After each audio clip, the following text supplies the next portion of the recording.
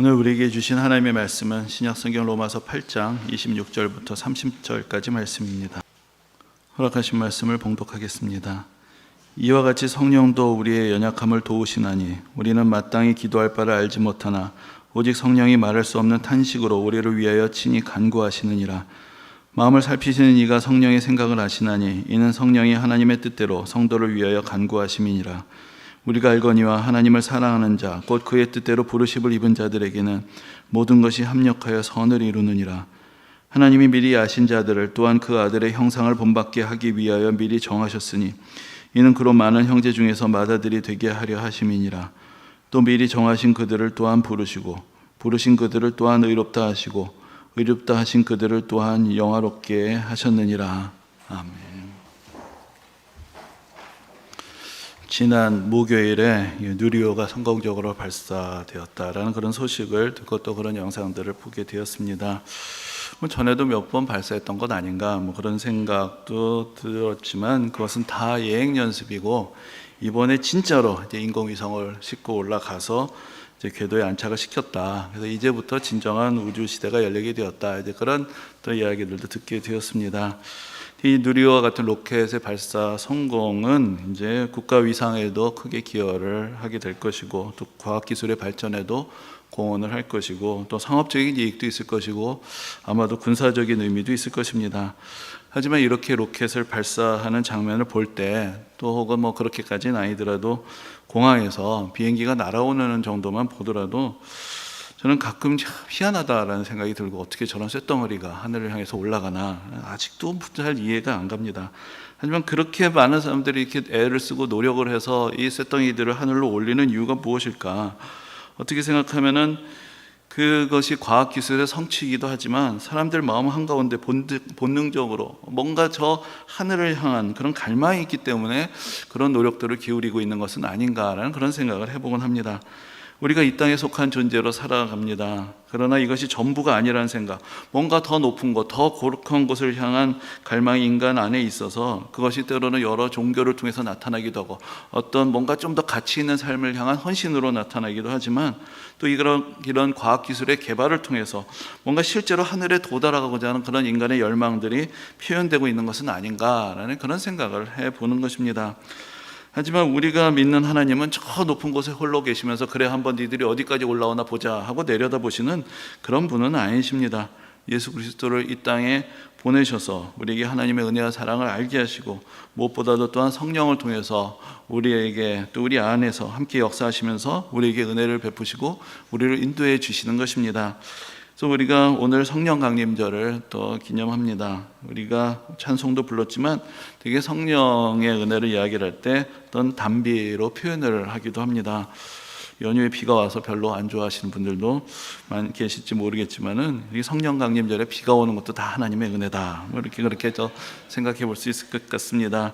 성령은 하늘로부터 내려와서 이 메마른 대지를 적시는 그런 단비처럼 우리 안에 오셔서 저 위에 계신 하나님의 은혜를 우리 마음 가운데 닿도록 깨우쳐 주시는 분이시기 때문에 우리가 성령을 또 은혜의 단비다라고 그렇게 표현하곤 하는 것입니다. 근데 이제 성령이 어떤 분이신가 여기에 대해서 이해하는 것이 그렇게 쉽지는 않습니다. 하나님에 대해서는 어떤 구체적인 신앙을 갖고 있지 않는 그런 분들도 이 세상에 뭔가 이 세상을 만든 조물주가 있다, 역사를 주관하는 신이 있다, 아니면 뭔가 꼭 인격적인 신이 아니라고 할지라도 이 세상에 근본적인 원리가 있다, 여러 가지로 뭔가 생각을 하고 표현을 하는 모습들을 봅니다.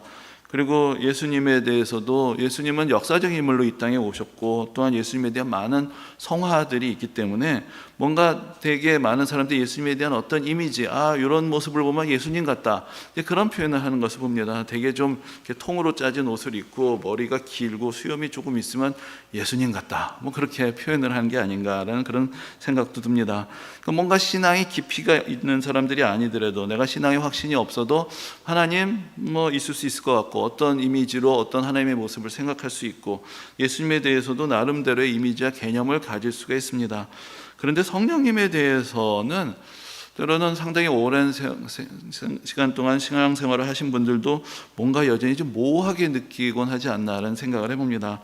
그것이 꼭 잘못된 것만은 아닙니다. 왜냐하면 성령의 영을 가리키는 히브리어나 헬라어 모두가 다 바람 혹은 어떤 숨이라는 그런 뜻과 연결이 되어 있기 때문입니다. 그래서 바람이 불면은 우리가 바람을 느낄 수는 있지만 바람을 볼 수는 없습니다. 예수님께서도 성령에 대해서 말씀을 하실 때 바람의 비유를 하십니다. 그래서 바람이 임의로 불매 우리가 그 소리는 들어도 어디로 와서 어디로 가는지 알지 못한다. 이제 그런 표현을 하셨던 것을 봅니다. 그래서 이제 성령이 하시는 일들을 통해서 드러날 때 성령이 계시는구나, 성령이 역사하시는구나라는 것을 우리가 알게 되는 것이고, 성령 자체에 대해서 우리가 구체적인 어떤 이미지를 갖는 것이 사실은 쉽지가 않습니다. 그래서 우리가 어떤 성령에 대한 어떤 이미지를 형성하게 되는 그런 몇 가지 구체적인 계기들이 있는데, 하나는 여러분들 그 사도행전 2장에 나타나는 바로 이제 성령 강림절의 원조가 되는 그 첫 번째 성령 강림절의 그 사건 때 성경의 표현을 보면 그날은 눈에 보이게 불의 혀와 같이 성령이 임하더라 라는 그런 모습을 통해서 어떤 성령이 불의 혀와 같은 이제 그런 형상으로 우리에게 기억이 되기도 합니다. 또 어떤 방언이라든지 병고침 같은 그런 어떤 성령의 역사, 은사가 나타날 때, 또 때로는 매우 뜨거운 어떤 신앙의 체험을 하게 될 때, 이런 것들이 우리의 경험을 통해서 이게 성령의 역사다라고 그렇게 느끼게 되는 것입니다.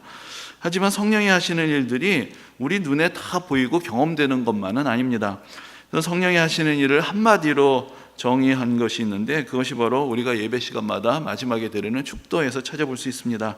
우리가 예배의 마지막 순서로 드리는 축도는 고린도후서 13장 13절의 말씀을 인용한 것입니다. 성경 본문 그대로 하면 이렇습니다. 주 예수 그리스도의 은혜와 하나님의 사랑과 성령의 교통하심이 너희 무리와 함께 있을지어다. 이 말씀을 우리가 예배 마칠 때마다 같이 함께 선포를 하는 것입니다. 근데 여기서 이제 예수님의 은혜라는 것은 십자가에 달리셔서 우리를 구원하신 그런 예수님의 구원의 역사를 말하는 것이고, 하나님의 사랑이란 것은 우리 아버지가 되셔서 우리를 돌보시고 인도하심을 말하는 것입니다. 그럼 여기서 성령의 교통하심이 무엇인가? 이 교통이라고 하면 우리는 이 트랜스포테이션, 트래픽, 이 뭔가 차가 다니고 복잡하고 그런 게 먼저 생각될 수 있지만, 이 교통이라는 말을 이렇게 헬라어의 원어로는 아마 여러분들 많이 들어보셨을 텐데 코이노니아라는 말을 번역한 것입니다. 이 코이노니아라는 말은 대개 우리말로는 친교나 교제라는 말로 더 많이 번역을 하는 이제 그런 표현입니다.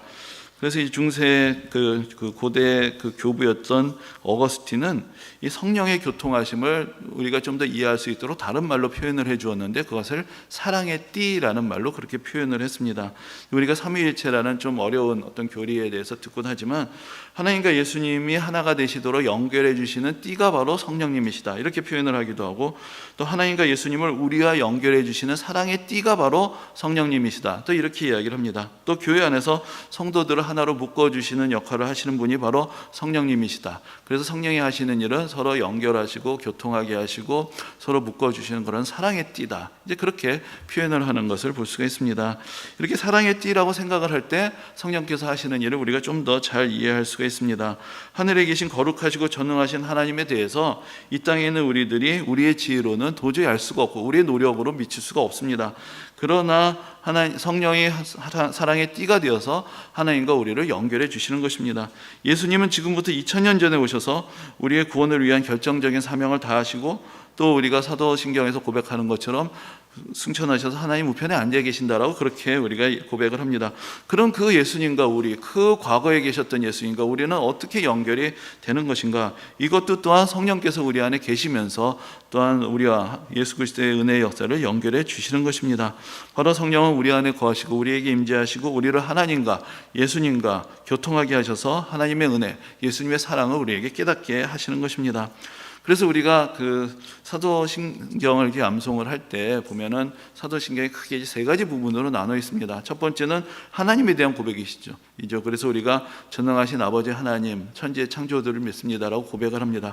두 번째 파트가 제일 긴데, 거기 우리가 예수 그리스도를 믿는데 어떤 분으로 예수님을 믿는가? 하나님의 아들이시고 우리 위해서 십자가를 지셨고 부활하신 그 예수님에 대해서 믿는다라고 우리가 그렇게 고백을 합니다. 그리고 세 번째 부분이 성령을 믿습니다라고 시작이 됩니다. 그런데 이제 우리말로 사도신경에는 성령을 믿습니다고 문장이 한번 끊깁니다.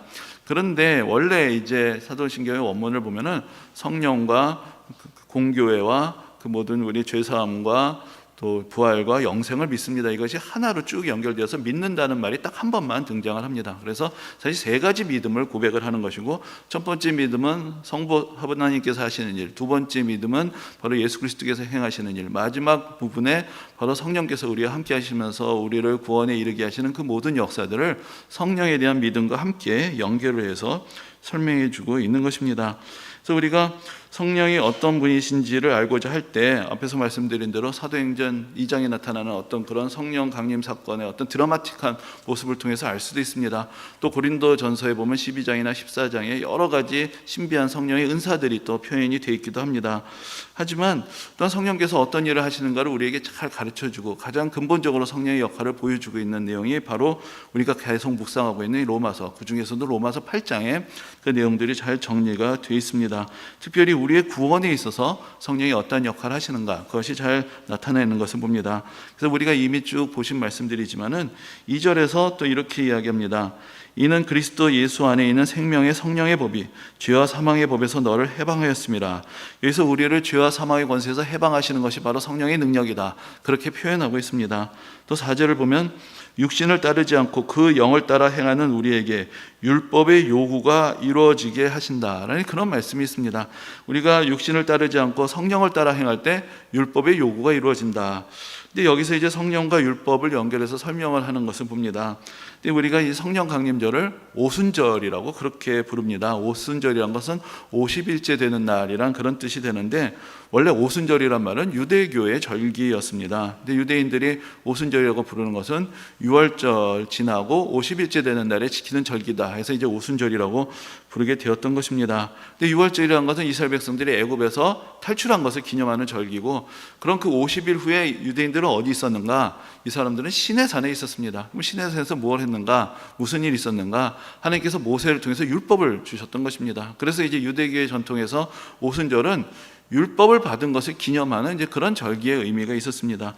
그런데 이날 성령이 강림하신 것은 이제 우리가 율법을 따라 살아가는 것이 아니라 성령의 은혜 가운데 살아가는 것이다, 성령의 인도하심을 따라 살아가는 것이다, 그것을 이제 우리에게 분명하게 보여주신 것입니다. 그래서 계속 말씀드리는 것이지만, 우리가 예수 믿고 구원받는다는 것이 이제 우리가 예수 믿었으니까 무슨 짓을 해도 천국에 가는 어떤 그런 보장을 받았다, 그런 의미가 아니라 삶의 방식이 완전히 달라졌다라는 것을 의미하는 것입니다. 그래서 이제는 우리가 이 세상에 속한 자로 살아가는 것이 아니라 성령의 인도하심을 따라서 살아가는 그런 삶을 살아가는 것이다. 그때 이제 성령의 인도하심을 따라가는 것이 율법에서 요구했던 그 모든 것들을 차고 넘치게 하시는 그런 하나님의 은혜 안에서 살아가는 것이지, 이제는 죄를 지어도 벌받지 않는 그런 어떤 은혜를 말하는 것은 아닌 것입니다. 그래서 이제 5절에서도 성령의 이야기가 또 나옵니다. 육신을 따르는 자는 육신의 일을, 영을 따르는 자는 영의 일을 생각한다. 이제 우리가 구원받고 성령을 받았으면 성령의 은혜 가운데 있을 때 육신의 일을 더 이상 생각하는 삶을 살지 않는다라고까지 단언하는 것을 봅니다. 또 9절에서도 이렇게 약속합니다. 만일 너희 속에 하나님의 영이 거하시면 너희가 육신에 있지 아니하고 영에 있나니 누구든지 그리스도의 영이 없으면 그리스도의 사람이 아니라. 우리가 그리스도인이 된다는 것이 바로 그리스도의 영, 하나님의 영이신 성령이 우리 가운데 계시는 것이다 라고 그렇게 가르쳐 주시고, 바로 그 하나님의 영의 인도하심을 받는 것이 그리스도인의 삶이라고 말씀합니다. 그리고 11절에서도 이렇게 말씀합니다. 예수를 죽은 자 가운데서 살리신 이의 영이 너희 안에 거하시면 그리스도 예수를 죽은 자 가운데서 살리신 이가 너희 안에 거하시는 그의 영으로 말미암아 너희 죽을 몸도 살리시리라. 예수님이 부활하셨습니다. 그런데 성령이 우리에게 가르쳐주는 것은 우리도 예수 그리스도와 같은 부활의 영광에 이를 날이 있을 것이다, 그것을 우리에게 약속하시고 보증하시는 분이 바로 성령님이라고 말씀합니다. 13절 13절에서도 너희가 육신대로 살면 반드시 죽을 것이로되 영으로서 몸의 행실을 죽이면 살리니 무릇 하나님의 영으로 인도함을 받는 사람은 곧 하나님의 아들이라. 그러니까 하나님의 자녀들은 하나님의 영이 인도하시고 그때 우리가 생명을 얻는 것이다 라고 그렇게 말씀합니다. 또 16절에서 성령이 친히 우리의 영과 더불어 우리가 하나님의 자녀인 것을 증언하신다. 성령이 우리 안에 계시고 우리 삶을 인도하시고 우리가 그 인도하심을 따를 때 바로 우리가 하나님의 자녀가 된다는 것을 확증해 주신다는 것입니다. 또 23절에서는 그뿐 아니라 또한 우리 곧 성령의 처음 익은 열매를 받은 우리까지도 속으로 탄식하여 양자될 것 곧 우리 몸의 속량을 기다리느니라 라고 말씀합니다. 근데 여기서 성령의 처음 익은 열매라고 표현하는 것은 아직 성령께서 우리에게 주신 은혜가 다 나타나지 않았다는 것입니다. 이제 겨우 첫 번째 열매들이 나타나기 시작했다라는 것이죠. 그래서 앞으로 우리에게 우리에게 어떤 은혜와 영광을 줄 것인지, 하나님 나라의 어떤 영광이 우리 위해서 예비되어 있는 것인지 앞으로 드러나게 될 것이다. 그것을 우리에게 약속해 주고 있습니다. 이제 오늘은 이어서 이제 26절부터 30절까지의 말씀을 이제 살펴보게 됩니다. 근데 여기서도 성령께서 하시는 은혜로운 역사에 대해서 우리에게 가르쳐 주고 있습니다. 근데 이제 먼저 오늘 본문에서 26절을 보면은 성령이 우리의 연약함을 도우신다라고 그렇게 표현을 합니다. 이 연약함이라는 표현을 보면서 우리의 인생이 그렇구나라는 것을 이게 다시 느껴보곤 합니다. 성경이 우리에게 그려주는 그림은 때로는 매우 어떻게 보면 극단적이라는 생각이 들 때가 있습니다. 육신에 속해서 죄를 짓는, 죄와 사망에 속한 삶이 있고, 또 하나님의 영을 따르며 하나님의 은혜 가운데 거하고 어떤 천국의 영광을 맛보는 삶이 있습니다. 근데 대부분 우리의 삶은 어디 있는가? 사실은 우리는 연약한 자로서 그 중간 어디에서 사실은 살아가고 있지 않나, 그런 생각이 들기도 합니다. 우리가 그렇게 대단한 잘못을 저지르고 사느냐, 그렇게 대단한 죄인으로 살아가느냐, 사실 잘 모르겠습니다. 우리가 보기에 훨씬 더 나쁜 사람들도 많고, 그죠? 우리는 이 세상을 살아가면서 어떤 때로는 우리의 양심에 가책이 있는 일들도 하기도 하고, 또 불의한 일들에 연루가 되기도 하지만, 그래도 우리는 나름은 그래도 좀 괜찮은 사람으로 살아가려고 애쓰고 살아가고 있지 않는가, 그런 생각을 해봅니다. 또 그렇다고 우리 안에 무슨 대단한 욕망이 있어서 엄청난 부를 누리려고 하고 대단한 권세를 가지려고 애쓰고 살아가느냐, 사실 그런 것 같지도 않습니다. 그러니까 우리가 살아가는 삶이란 것은 뭘 이렇게 대단한 걸 얻고 성취하기보다 그저 주어진 일을, 해야 되는 일을 해내기도 바쁘고, 그저 남 부끄럽게 살았으면 좋겠는데 그것도 쉽지가 않고, 그러면서 살아가고 있는 지쳐가는 우리의 모습, 그것이 우리의 연약함의 현 주소가 아닌가. 그렇게 나쁜 놈 같지도 않고, 그렇게 대단한 욕심을 가지고 있는 것 같지도 않고, 그렇게 선한 존재도 아닌 그 사이에서 연약함을 안고 살아가기 때문에 우리가 지치고 힘이 들고 뭔가 도움이 필요하고, 그래서 우리에게 신앙의 도움을 구하기도 하는 마음들이 생기는 것이 아니겠습니까? 근데 바로 이러한 상황에 우리의 자신의 모습을 그 연약한 존재로 깨닫게 될 때, 때로는 여기서 구체적인 신앙의 체험의 기회들이 열리기도 합니다. 하나님께서 나를 도우시는구나, 하나님께서 나에게 힘을 주셔서 내가 이러한 일들을 이루고 경험을 하게 되고 성취하게 되는구나, 이것을 경험하게 되기도 합니다. 하지만 또 이 세상 속에서 연약한 존재로 살아가는 우리 자신의 모습에 너무 압도되어 있을 때, 때로는 거기서 신앙의 왜곡이 일어나기도 합니다. 하나님께서 원하시는 것은 이 세상에서 우리가 뭘 얻고 이 세상에서 무엇을 성취하는 데 그치는 것이 아닌데, 우리가 이 육신의 세계에 속한 존재가 아니라 하나님 나라에 속한 존재로 더 큰 세계를 바라보아야 하는 것인데, 그것을 바라보지 못하고 이것이 전부이랑 생각할 때 여기서 은혜도 경험하지만 여기서 신앙의 왜곡도 일어나게 되는 것입니다. 26절에 이어서 매우 신비한 표현을 합니다. 우리가 마땅히 기도할 바를 알지 못하는데 성령께서 우리를 위하여 간구하신다라는 이제 그런 말씀이 나오기 때문입니다. 근데 여기서 우리가 마땅히 기도할 바를 알지 못한다라는 말씀이 우리가 기도를 하지 않는다라는 뜻은 아닐 것입니다. 우리가 많은 것을 기도합니다. 아니, 구체적으로 말로 표현하고 기도의 시간을 갖지 않아도 우리는 뭔가 구하고 바라는 것들을 가지고 있고, 하나님께서 그것을 도와주시고 이루어 주시기를 바라는 마음들을 가지고 살아갑니다. 근데 문제는 그것이 마땅히 기도해야 할 바냐라고 성경은 우리에게 질문을 하고 있는 것입니다. 되게 우리가 기도라고 할 때 그것은 내가 이 세상에서 뭔가를 얻고자 하는 것과 연결이 되어 있는 경우가 많습니다. 그런 어떤 우리의 소원이다. 그래서 기도 제목을 나누곤 할 때 이런 이야기를 하는 분들도 있습니다. 나는 특별한 기도 제목이 없어요. 근데 그것이 어떤 면에서 나는 별로 욕심이 없이 살아요. 나는 그렇게 뭘 얻고자 애쓰는 것이 없어요. 그런 뜻으로 들리기도 합니다. 근데 우리에게서 기도는 이 세상에서 뭘 얻고자 하는 도구가 아닙니다.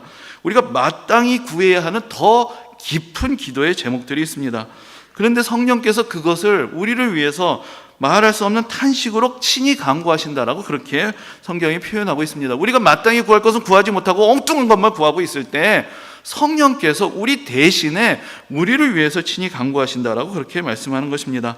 우리가 하나님의 자녀로서의 신분을 망각하고 하나님 나라를 바라보지 못하고 하나님의 영광을 구하지 못하고 여전히 이 세상에 매여서 이 세상이 전부인 양 생각하고 거기서 인정받기로 원하고 거기서 상처받고 거기서 분투하고 살아가고 있을 때, 이러한 우리의 모습을 안타깝게 여기시고 탄식하시면서 우리가 진정으로 구해야 할 것을 대신해서 구해 주신 분이 성령님이다라고 그렇게 말씀하는 것입니다. 근데 우리가 그것을 모르고 살아갑니다. 그러니까 우리의 신앙에는 객관적인 차원이 있고 주관적인 차원이 있는 것입니다. 주관적인 차원에서는 내가 느끼고 경험하는 것이 신앙의 다라고 생각합니다. 그러나 객관적인 차원에서는 그보다 더 넓은 세계가 있습니다. 내가 느끼든지 느끼지 못하든지 간에 하나님께서 행하시는 바가 있는 것입니다. 우리를 사랑하시고 우리에게 은혜를 베푸시고 우리의 연약함을 도우시고 우리 삶이 하나님의 뜻을 향해 나아가도록 우리를 인도하시는 하나님의 은혜의 역사는 때론 우리가 그것을 깨닫기도 하지만 깨닫지 못할 때도 객관적으로 우리를 위해서 역사하고 계시는 것입니다. 그래서 이제 오늘 본문의 또 28절에 보면 우리가 잘 아는 말씀인데 모든 것이 합력하여 선을 이루느니라 라는 그런 고백이 있습니다. 우리가 이 말씀을 좋아하고 여기서 많은 위로를 받곤 합니다. 그런데 여기서 이제 중요한 것은 그냥 모든 게 더 잘 될 것이다라는 낙관적인 기대를 우리에게 주는 것이 아니라는 것을 알아야 합니다. 여기서 가장 중요한 표현이 어디 있겠습니까? 선이라는 말이 있습니다. 무엇이 선이냐? 이것을 누가 정한 것이냐? 이제 거기서부터 우리가 되짚어 생각해 보아야 하는 것입니다. 그 선한 것, 그 좋은 것이 내가 생각하는 선한 것이냐, 하나님께서 생각하시는 선한 것이냐, 이것을 깨달을 수 있어야 이 말씀의 의미를 바로 알게 되는 것입니다. 그냥 우리 인생에서 뭔가 앞으로 나중에 다 잘 될 것이고 우리가 기대하는 바가 결국은 이루어질 것이냐, 죄송하지만 그것은 확신하지 않습니다. 성경은 그런 것을 우리에게 보장하지 않습니다. 아마 확률적으로 높은 것은 우리가 바란 대로 되지 않을 것이다. 사실 그 가능성이 오히려 더 높을 수도 있습니다. 우리는 어리석은 자이기 때문에 우리가 제대로 된 기대를 하기가 쉽지 않습니다. 또 우리가 기대한 대로 이루어진다는 것이 우리 인생에 가장 좋은 결과를 가져오느냐, 그것도 확실하지 않습니다. 중요한 것은 우리 인생이 가장 복된 인생이 되려면 내가 무엇을 바라느냐, 내가 바라는 것을 이루어가느냐가 아니라 하나님께서 선하게 정해놓으신 삶의 목표들이 우리 삶 가운데서 이루어져 가느냐, 거기에 있는 것입니다. 그런데 이 그 선이란 것이 무엇이냐? 오늘 본문에서 그것도 구체적으로 가르쳐 줍니다. 바로 그것이 29절에서 그 아들의 형상을 본받게 되는 것, 그것이 그렇게 가르쳐 주고 있습니다. 그것이 하나님께서 미리 정하신 우리 인생의 목표이고 우리가 하나님의 은혜 안에서 예수 그리스도를 믿고 그 예수 그리스도의 형상을 본받는 거룩한 존재에 이르게 된다는 그 목표를 하나님께서 정하시고 그 가운데서 그곳으로 나아가도록 모든 것이 합력하여서 그 목표를 이루어가게 하시는 것이고, 그 목표가 이루어지도록 우리가 바라지 않고 우리는 구하지도 않고 있지만 우리 안에 있는 성령님이 그를 위해서, 이 목표를 위해서 탄식하고 기도하고 계시고, 내가 이 세상에서 그만 미련을 버리고 하나님 나라를 소망하고 하나님의 자녀답게 하나님의 자녀의 형상에 합당하게 변화돼 가라고 성령께서 우리 안에서 기도하고 계신다는 것입니다. 그럼 여러분 한번 생각해 보십시오. 내가 기도합니다. 성령이 기도하십니다. 어떤 기도가 이루어질까요? 내 기도가 이루어질까요? 성령의 기도가 이루어질까요? 성령의 기도가 이루어지는 것입니다. 그래서 여러분, 기도를 착각해서 내가 구하는 것을 자꾸 반복해서 외우고 선포하면 이루어진다, 아닙니다. 그건 성경의 가르침이 아닙니다. 인간의 말에는 권세가 없습니다. 사람이 말을 잘해야 된다, 말에 권세가 있다. 인간의 말에 권세가 없습니다. 하나님의 말씀의 권능이 있습니다. 성령께서 하시는 일에 권능이 있는 것입니다. 여러분들이 앞만 외쳐봤자 이루어지지 않습니다. 그러나 결국 이루어지는 것은 하나님의 선하신 뜻이 이루어지게 되는 것이고, 그 과정에서 우리로 기도하게 하시고, 우리가 제대로 기도하지 못할 때 성령께서 대신 우리를 위하여 기도하고 계시는 것입니다. 그래서 결국 우리 인생은 하나님께서 선하신 계획을 가지고 인도하고 계십니다. 그런데 이와 상관없이 우리는 또 우리의 계획을 가지고 있는 것이죠. 그래서 이것이 되니 안 되니, 이루어지니 아니냐 생각합니다. 이것이 잘못하면 신앙이란 것을 이 땅에서 살아가는 우리의 계획에 높으신 하나님의 능력을 끌어와서 여기서 뭔가 이루어가려는 그러한 인간의 노력이 되어버릴 수 있습니다. 하나님께서 원하시는 것은 하나님의 계획에 우리가 끌어올려져 가는 것입니다. 하나님께서 우리에게 성령을 주시고 내주하시고 인도하시고 깨우쳐 주시는 것은, 그리고 모든 것을 합력하여 선을 이루게 하시는 것은, 때로는 우리가 구하는 모든 것들이 틀어지고, 그래서 우리가 이 세상의 미련을 버리게 하시고 이 세상에 더 높은 가치가 있다는 것을 알게 하시고, 우리가 이 세상에 속한 자로서 남들의 인정을 구하고 살아가는 것이 전부가 아니라 이 세상 사람들은 다 나를 무시하고 내가 구하고 추구했던 것이 다 무너져도 여전히 우리는 하나님의 자녀이고 여전히 하나님의 은혜 가운데 있고, 우리에게 이 세상을 벗어난 놀라운 하나님 나라의 은혜와 영광을 우리를 위해서 예비하셨다, 그것을 깨닫고 그것을 바라보게 하시는 것, 그 안에 하나님의 궁극적인 은혜와 역사하심이 있는 것입니다. 그래서 이제 그것을 마지막으로 정리해 주는 것이 오늘 본문의 30절입니다. 30절 말씀을 보면은 이렇게 되어 있습니다. 또 미리 정하신 그들을 또한 부르시고 부르신 그들을 또한 의롭다 하시고 의롭다 하신 그들을 또한 영화롭게 하셨느니라. 하나님께서 미리 정하셨고 정하신 사람들을 부르시고 부르신 사람들을 의롭게 하시고 의롭게 하신 그들을 영화롭게 하신다. 이것이 바로 우리의 구원이다. 이 우리의 구원의 전모를 우리에게 이렇게 정리해 줍니다. 그래서 이 30절의 말씀에 별명이 붙어 있는데 구원의 황금 사슬이다, 이렇게 표현을 하기도 하고 또 구원의 서정이라고 표현을 하기도 합니다.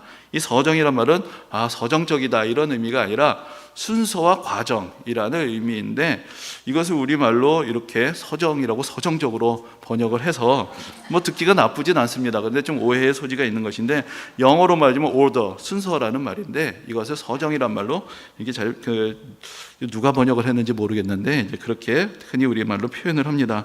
여기서 중요한 것은 하나님의 주도 아래서 우리의 구원이 이루어진다는 것입니다. 내가 내 인생을 위해서 뭔가 도움을 얻고 구하는 과정, 그래서 내가 뭘 성취하는 것이 신앙이 아니라 하나님의 주도권 안에서 하나님께서 우리를 위해서 미리 정하신 바를 이루어 가시는 것이다. 그것을 우리에게 가르쳐주고 있습니다.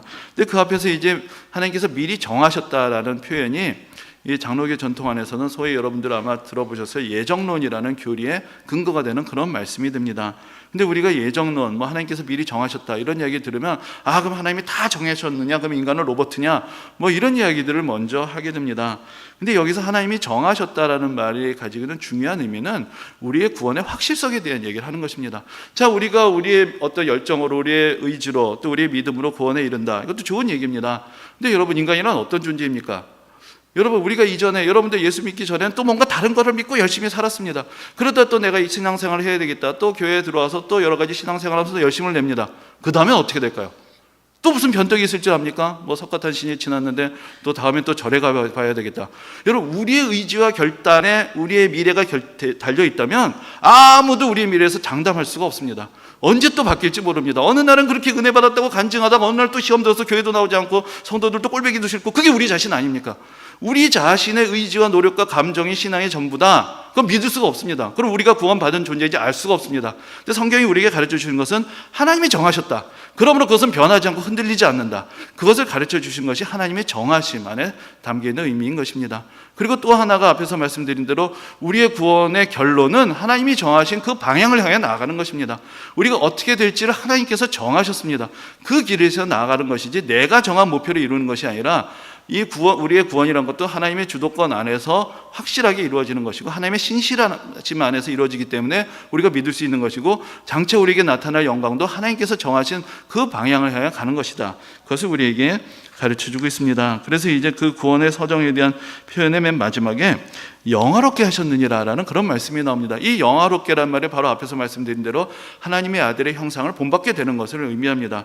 근데 여기서 영화롭게 하셨느니라라고 과거 시제로 표현을 하고 있는 것을 볼 수 있습니다. 분명히 이것은 장차 우리에게 아직 우리에게 이루어지지 않은 장차 나타날 미래의 사건인 것 같은데, 성경에서는 과거 시제로 되어 있습니다. 근데 여기 이제 몇 가지 의미가 있는데, 첫째로는 하나님께서 미리 정하셨다라는 것을 강조하는 것이죠. 영화롭게 하셨느니라는 것은 하나님께서 이미 그것들을 작정하셨다라는 것을 말하는 것입니다. 또 하나는 그 작정하심을 가지고 이미 우리 가운데 역사하고 계신다. 그래서 우리가 우리 자신의 모습을 보면은 여전히 실망스럽고, 우리가 다른 성도들의 모습을 봐도 별로 영화롭게 보이지 않아도 사실 우리는 이미 영화롭게 되어 왔습니다. 은혜를 받아왔고 성장해 왔고 변화되어 왔습니다. 내가 그것을 다 깨닫든 깨닫지 못하든 하나님께서는 이미 우리 가운데 역사에 오셨습니다. 그래서 영화롭게 되시는 많은 이야기들 이미 과거 시제로 우리에게 이루어진 것이고 지금 이루어지고 있는 것입니다. 그리고 마지막이 성경에서 때로는 확실한 미래를 과거 시제로 표현을 합니다. 그러니까 우리가 구약 성경을 보면 이스라엘 백성들이 가나안 땅에 아직 들어가지 않았는데도 하나님께서 가나안 땅을 너희들에게 주었다라고 그렇게 표현을 하십니다. 그렇기 때문에 하나님께서 주신 것을 얻으러 가는 것입니다. 하나님께서 영화롭게 하신다는 그 말씀은 하나님께서 영화롭게 하시기로 이미 작정하신 것을 우리가 이루고 성취해가는 그런 삶을 살아가게 되는 것입니다. 우리가 5월에 지금 마지막 주일을 보내는데, 우리가 5월을 가정의 달이라고 그렇게 또 이름을 붙이고, 특별히 이제 가족 안에서의 사랑의 의미들을 생각합니다. 특별히 우리가 어버이 주일을 지나게 될 때 또 우리를 향하신 우리 부모님의 사랑과 헌신을 또한 기억을 합니다. 근데 여러분, 내가 그것을 깨닫지 못했든지 간에 우리를 위한 부모님의 사랑과 헌신이 있어서 내가 이 자리에 있다는 것은 객관적인 사실입니다. 근데 그것을 잘 모르고 인정하지 않는 사람도 있고 깨닫고 인정하는 사람이 있습니다. 우리가 저걸 깨닫고 인정하고 감사하는 사람들을 효자, 효녀라고 이야기를 하죠. 그래서 그 사람들이 사실은 더 인간다운, 더 참 어떻게 생각하면은 제대로 된 삶을 살아간다라고 그렇게도 우리가 이야기를 할 수가 있을 것입니다. 근데 여러분, 우리가 성령에 대해서 이야기를 할 때도 내가 성령에 대해서 잘 모를 수 있습니다. 성령께서 무슨 역할을 하시는지 모를 수도 있습니다. 그러나 우리가 예수 믿고 이 자리에 있는 것은 다 성령이 우리 안에서 역사하셨기 때문에 그 결과로 우리가 이 자리에 있는 것입니다. 내가 그것을 모를 수도 있습니다. 그러나 내가 그것을 깨닫고 알고 성령을 더욱더 의지할 때 우리가 더 깊은 신앙의 은혜 안에 있게 되고 더 온전한 그리스도인으로서 성숙할 수가 있게 되는 것입니다. 그러면 우리가 신앙의 확신이 없을 때, 믿음의 회의가 생길 때, 신앙의 증거를 찾기 어려울 때, 신앙생활을 할 때 하다가 또 상처를 받게 되었을 때, 내가 기도의 응답을 받지 못한다고 생각을 할 때 우리는 다른 무엇보다도 성령의 은혜를 구해야 합니다. 우리 안에 성령이 내주하심을 믿고 우리 안에 계신 성령님을 의지하며 우리에게 믿음을 주시도록, 우리에게 능력을 주시도록, 우리에게 이 하나님의 모든 주도하심과 은혜가 우리에게 날마다 부어지고 있다는 것을 우리가 날마다 깨달을 수 있도록 우리 삶을 인도하여 주시도록 우리는 성령께 간구해야 하는 것입니다. 우리가 깨닫고 인정하고 고백하고 구할 때 우리는 보이지 않게 역사하시던 성령님을 느낄 수 있고 그 안에 얼마나 풍성하신 역사가 이루어지는지를 더 깊이 경험할 수가 있게 되고 우리는 더 확실한 믿음의 자리에 서게 될 것입니다. 오늘도 우리 삶을 주권적으로 인도하신 하나님의 은혜를 깨닫고 또 우리가 하나님의 자녀가 되도록 미리 정하시고 부르시고 의롭게 하시고 영원케 하시는 그 구원의 놀라운 과정 안에 우리가 있음을 깨닫고 이 모든 것을 성령께서 우리를 통해서 인도하신다는 것을 깨닫고 고백하고 더 깊은 은혜의 자리로 나가는 복된 한 주간이 되시기를 주님의 이름으로 축원합니다. 아멘.